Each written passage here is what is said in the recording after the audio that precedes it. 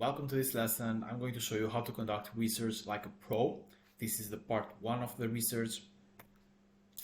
Before we get started, I'd like to tell you that there are many ways, many sources, many techniques that you can do research, but I'm going to give you my favorite one. You don't need to overwhelm yourself. The steps that I will show you right now are just enough to get all the data that you need and start writing. Let's assume that you are not writing on a project that costs around $10,000 for each for a sales page, for example, because this process is not going to be useful. But if you are working on projects with lower budget, this is going to be very useful. So the first step with research is to ask your client for existing marketing collateral.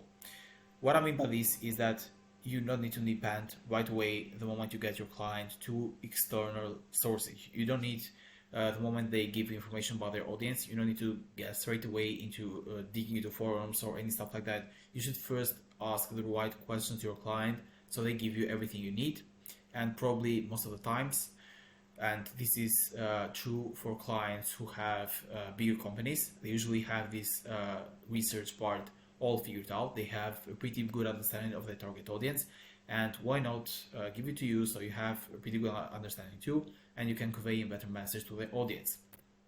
So what do you need? Any existing persona or avatar research, any existing marketing and offers for attracting leads, any existing marketing or sales materials that were used to sell to these leads.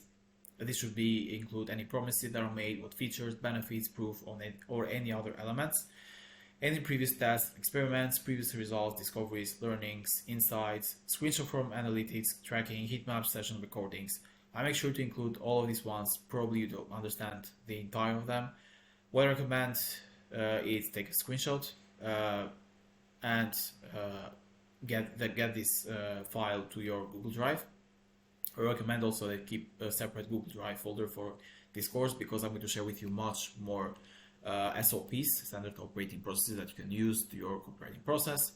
So the next step, it's going to sound a little bit cheesy and weird, but I like to call it the stealing and spy method. But don't worry, this kind of stealing is perfectly legal and it's used for inspiration purposes only. So how this method goes is basically 4 steps. You start with a Google search and find a well-written competitor's landing page or website. If the client has provided you with a list of competitors, you can also dive into their landing pages. It's easy to notice a landing page that is well written. You can see it has written from a copywriter or not. The writing, if the writing doesn't are robotic, if it's full of personality, full of persuasive copy, it's probably a good website or landing page. The next is you should probably scroll down to that website and find a place where they have their newsletter. You can subscribe to that newsletter and you see how they talk to their customers, to the pain points they touch, the language they use, and so forth. Email are a good place to read, because they are usually written by copywriters, and they basically you can see from competitors how they talk to their audience. It's a great place in general. That's what I do, and that's what you should do as well. You should consider this part. A good practice as well is to go to Facebook Ads library and search for a competitor or keyword. Facebook nowadays has updated their Facebook Ads library, and it has made the option that you search for keywords and you will appear a bunch of ads from different companies. Basically, when you go through the steps, you need to take notes, because that's the whole point of it. You need to take notes from the ideas and come up with ideas, hooks, angles, or any phrases that catch your attention. That's the whole point of this process. Because when you build upon what's already working, you can always improve. There are also a bunch of softwares that you can use, like SpyTool, if I'm correct, Adplexity.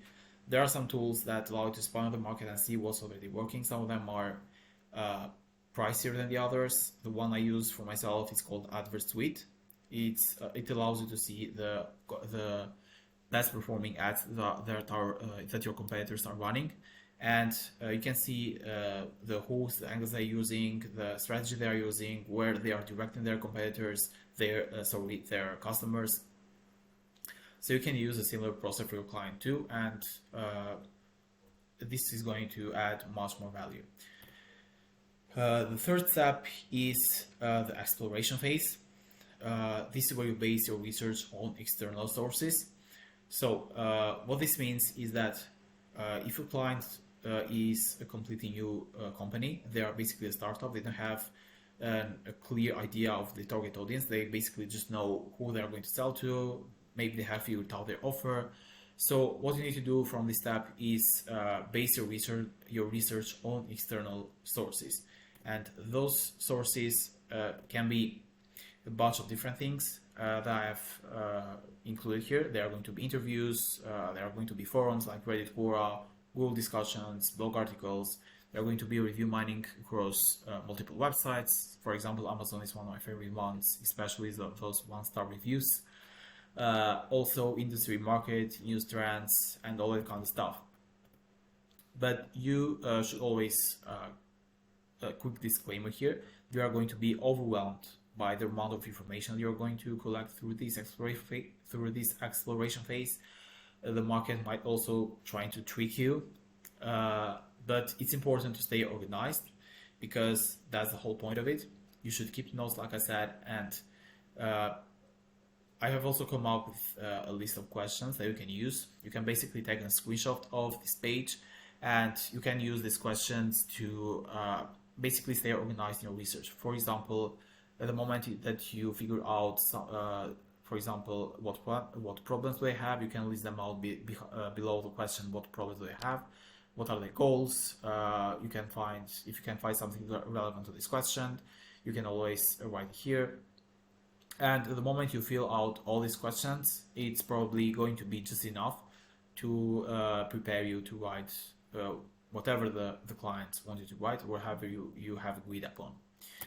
Like I said, you can find this information on interviews, on forums, on review mining, across multiple websites, and industry, market, news, trends. And that's all I had for this lesson.